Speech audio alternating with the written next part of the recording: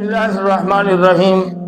हज़रात सहाबा किराम रिज़वानुल्लाहि ताला अलैहिम अजमाइन ने एक मौका पर जनाब नबी करीम सल्लल्लाहु अलैहि वसल्लम से अर्ज़ की, या रसूलल्लाह सल्लल्लाहु अलैहि वसल्लम, बच्चे का बाप पर क्या हक है?